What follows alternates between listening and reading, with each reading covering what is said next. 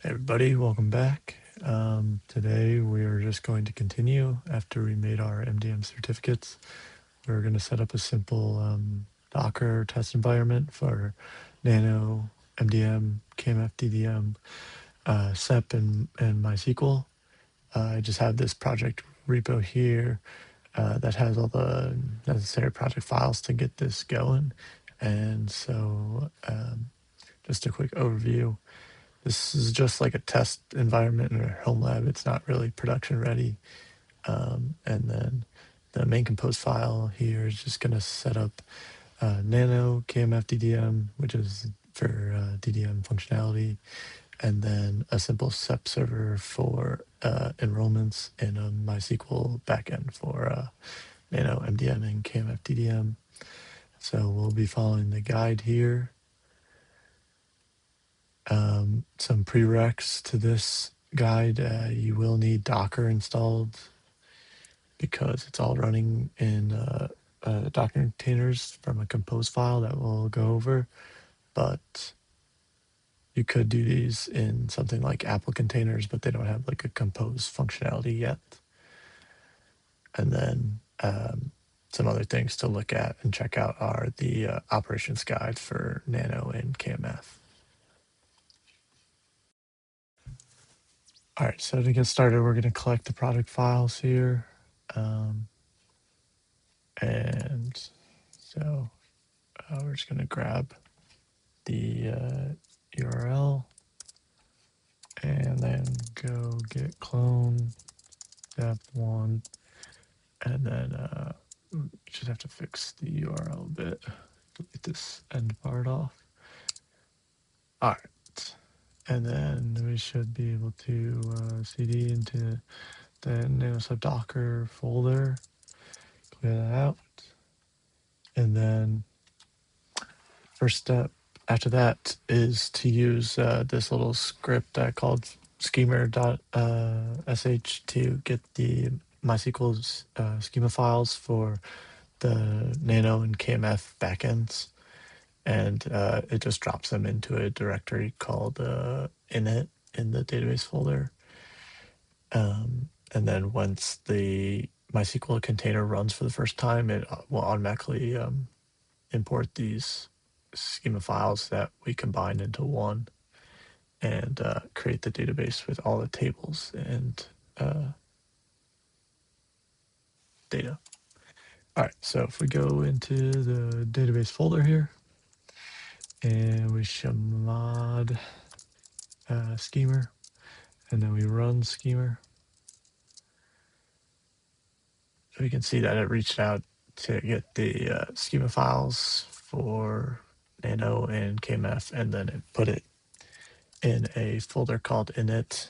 If we want to look at what the schema file looks like, it just is literal SQL. All right.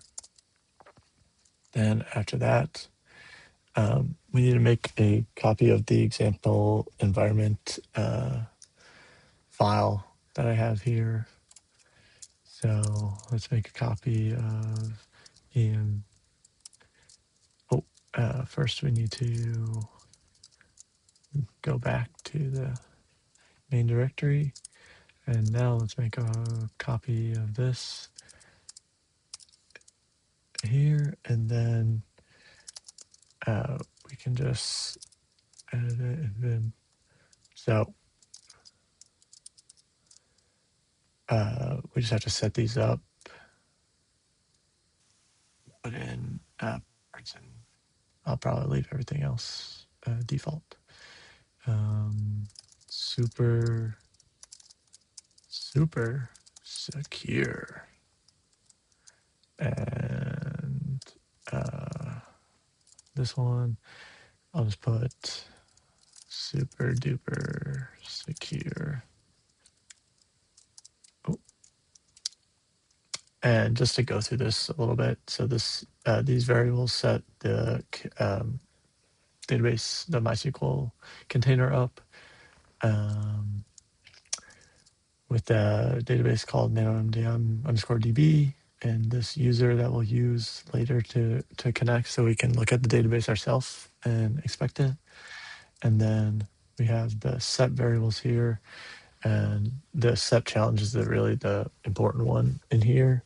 And that's what you're going to have to put in your enrollment profile when we enroll a device so that it can pass the SCEP challenge and get a cert. These other things, you can kind of put whatever you want here. Just a 2-letter country code, and then a common name and org name for your SCEP certificate authority.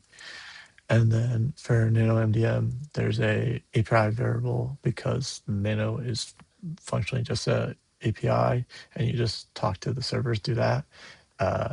This is the API key or password, because it just uses basic user auth to authenticate. And then we have to configure Nano to say that we're using MySQL. Otherwise, it'll default to a file storage backend. Debug so that our logs are more verbose. The NanoMDM declarative management URL here, because it's in Docker, we can use Docker's like networking and DNS so that we can just refer to KMF as the container's name. And then KMF is running on port 9002, so we'll just put that in there. And then these other ones are commented out because they're configured in the compose, but in case you wanted to swap that around, I just left them here. And then KMF similarly has its own API key / password, so we just set it to KMFDDM, and then KMF has to know about the NanoMDM API for queuing commands, because like DDM is shoved through MDM, and then also gets a debug flag so that we get better logs, and we've configured it with the MySQL backend. And so if we write that and clear this, we've configured everything, so we should be able to start up the stack. But before we do that, let's just look at the compose file and go through it real quick. So I'm just going to open them in my editor here. And here's the compose file. So just to run through this a little bit, it makes 3 containers. The first one is this MySQL container, pretty basic MySQL container. But we'll see that I mounted 2 volumes. One is the init that has our schema file in it that we did earlier. And then once the database starts up, it'll put all the files in a MySQL _data volume. It's running on 3306, and it does a health check-in. But this is pretty standard MySQL that you'll see around other compose files. The next container is a SCEP container. So this is just using the code from the MicroMDM SCEP project, and they don't publish a pre-made container for it. So I just have a small Docker file that'll build this when we do the Docker compose up. And it's not good by any means. You're not supposed to do git clone inside a Docker container in like the build process, but it works for what we need it to do. And it's just building and then running with a depot volume that is pre-configured in the SCEP server code.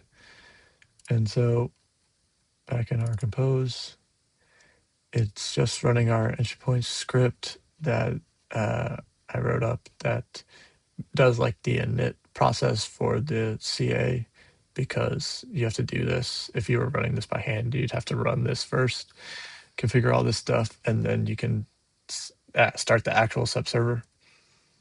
But the way I have the doc file and the compose file, it just does this on the initial build. And then we have the NanoMDM and KMF containers. And I have doc files for these, but again, they're kind of doing their own thing, and they're just for one purpose that I lay out in the auxiliary of the guide here about doing the git clone. But the pre-made containers have the storage backend folders as volumes. So they make like extra Docker volumes. They don't have anything in them. They're just kind of there, and you can see them in your Docker desktop and all that stuff. So if you don't want that, you can use my Docker file. But for this guide, we'll just use the pre-made container. And then we have a dependency on the MySQL to make sure the database is up before we even try to start the Nano in KMF.